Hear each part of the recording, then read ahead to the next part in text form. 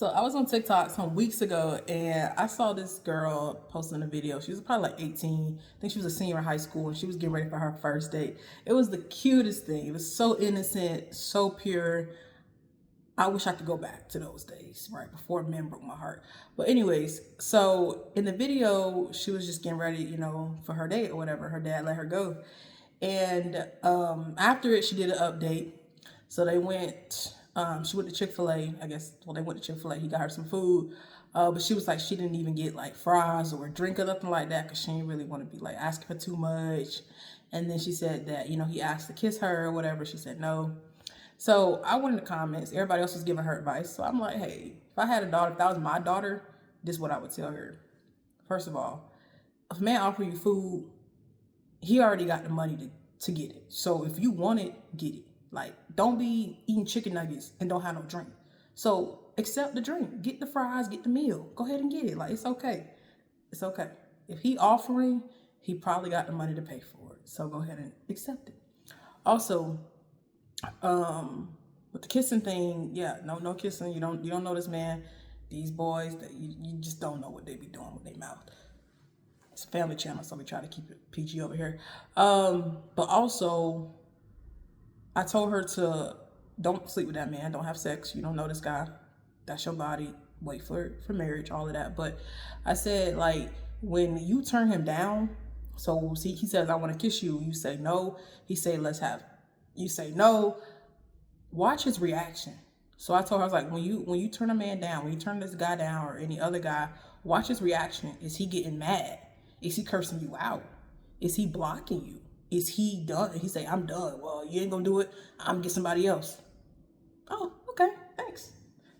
One down. You know what I mean? Like, I told her to watch his reaction because how he reacts when you say no to those type of things will let you know if you need to continue on or if you need to go ahead and get up out of there. So it made me think about I was like 21. I was talking to this guy, bad decision. At the time I met him, he had 4 kids with 4 women. And he was the minister of music at a church. Yeah, no. Anyways, I was 21. Keep that in mind. I wouldn't do it again. Anyway, so he was working late. He had a late shift or whatever, and so I think we're supposed to meet at like 7 or something like that at his place. But he was working overnight, so it was like later. So I was like, yeah, I'll still come through. I'm 21. I don't really know nothing. Like, I don't know what I know now. So I guess because I went over his place, and it wasn't even his place, it was his sister's place. He was staying there. Red flag, didn't find that out until after the fact. But I get over there on this late, it's probably after 1 a.m. because he had just got off work. It's cool for a minute. We just vibing, like literally just vibing on the couch in the living room. We watching a replay of the Celtics game. I remember it like it was like yesterday. Watching a replay. It's cool. We just talking, chopping it up, getting to know each other. We had probably been talking, I don't know, maybe weeks. So I've seen him before then. It wasn't the first time I met him. It wasn't the first time we, nothing like that. We have been out. And so it started to change. It started to get a little weird. He started to like try to kiss me. I was like, no thank you, not interested. Just let's talk. He tried again. No, I'm not interested. Stop. No. And then I guess after maybe the third time, he was like, all right, yeah, she not going for it. So he's like, okay, you can go ahead and leave. Oh, oh. Well, oh, cool. Keep in mind, it's like 1, 2 a.m. It's super dark. The man didn't even walk me to my car. So I leave, go home, do my thing, whatever. I bet. What about my business? We didn't really talk after that. Like, it was like, nah, I'm good. Nah, I'm good. So that let me know that type of man, if you turn him down, that's what he gonna do. He don't respect that. He don't respect women that will turn him down. So fast forward, this was when I was 21, so it was like 2019. Yeah, somewhere around there. Fast forward, 2025, he found me on TikTok. He leave a comment on one of my videos, I didn't respond. He leave another comment, I didn't respond. He leave another, I was like, okay, at this point, you're trying to get my attention. I'm gonna go ahead and just block you. So I went ahead and blocked him. Like, nah, sir. Do you remember back in 2019 when you kicked me out of your sister's house because I didn't want to sleep with you? Yeah, remember that. So you can go ahead and hide behind the block button because you're blocked. you're blocked, you're blocked, you're cut, you're blocked. So my advice is to, like, because they're gonna try you. They're gonna try you. They're gonna try you. They're gonna try to sleep with you. They're gonna try to kiss you. They're gonna try to do stuff that you probably don't want to do as a girl. So when they do that, make sure that you watch how they react to that, because that'll tell you all you need to know about that type of person. So looking back, it's a reason this man had 4 kids with 4 women. And then after we stopped dealing with each other, I soon found out he had another child on the way with his 4th baby mama. So now it makes 5 kids with 4 women. He was like in his early 30s, bruh. And he's the minister of music. I'm not going to that church, because you living in sin. You ain't married to not now one of them. You out here doing this to, like, you was a bum. You're a bum. But now I would never deal with a bum. That was when I was 21. I also understand now I'm not going over no man's house after a certain period of time. Yes, realistically, whether I go over at 2 p.m. or 2 a.m., it shouldn't matter. If I don't want to sleep with you, I don't want to sleep with you, and you should respect that. But we live in a world where men are dumb, they are stupid, and they are disgusting. So men will unfortunately do things that could put them behind bars to you if you reject them, right? Their advances. Y'all know what I mean. Read between the lines. So I have to be wise enough now to know, yeah, I understand you get off at 1 a.m., but I just have to see you another day. If that's your schedule forever, well, it's just not probably gonna work for me. Or we just need to figure something out. If you work 7 days a week, it just ain't gonna work. Or if you work 5 days and you got 2 days off, okay, I'll see you on your day off at a regular time. I'm not going out 2 a.m., I'm not hanging out to it. I'm not doing it. Because a lot of dumb men, which is 99% of men, they think, automatically equate the time of day equals I'm gonna get something, and it does not. It does not at all. But because they are very much unlearned, it's the best way to put it. They don't know what they don't know. They're not, like, they're just not there all the way. They think that that's okay, and it's not okay. So if you have a son, please raise your son to not expect anything, regardless of what time a woman agrees to go out with him, hang out with him, go around his house. Like, it does not mean legs are open because it's 2 a.m. or 3 a.m. But also let women know, your daughters know, don't do that, because a lot of men unfortunately are unhinged, and they will take advantage, and they will do things they shouldn't do because they are predators. So I say all that to say, if I had a young daughter, man, I would just be real with her. Like, I think these kids nowadays, you got 14-year-olds pregnant. You got to be real. You got to be real early. I think we should let kids live. So I'm glad that dad did let her daughter go out. But at the same time, we got to tell these children, don't do this, don't do that. And ultimately, they're going to do what they want to do, right? They grown. At some point, they're going to get grown. At some point, they're going to just do what they feel like they want to do, regardless of what you teach them. But like the good books say, train up a child in the way they should go. When they're old, they won't depart from it. I've seen it happen. Kids, they go out, they do their thing, but they come back and they live a life of righteousness because of what they were taught when they were younger. So keep that in mind.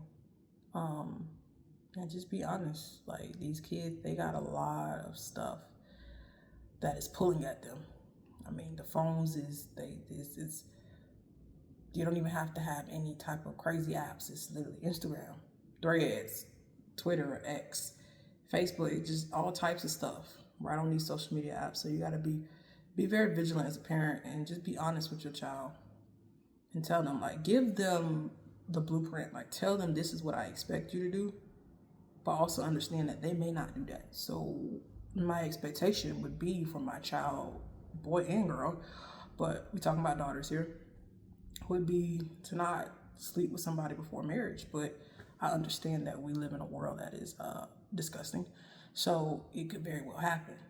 It don't mean I'm going to be like, hey, don't talk to me, I'm done with you forever. It just means I'm going to tell you, listen, this is what comes with doing that. Do you see the STD rates in Houston, Texas right now? Go right ahead if you want to. Don't call me. I'm not giving you a bacillus shot. I'm not doing it, sir. I'm not doing it, ma'am. I tried to tell you. Mama tried to tell. I tried to tell you. So you go right down into the health department, to the clinic, and you get your bacillus shot, and you go about your business. But don't come calling me. I'm not gonna be. Just look at you.